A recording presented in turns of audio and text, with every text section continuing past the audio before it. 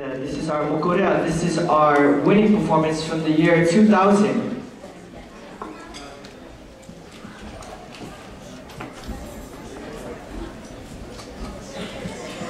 And our red team would like to perform this for you. This is also our song that we recorded in 2001 for the TV series Survivor, and they used this as a soundtrack for when people were starving.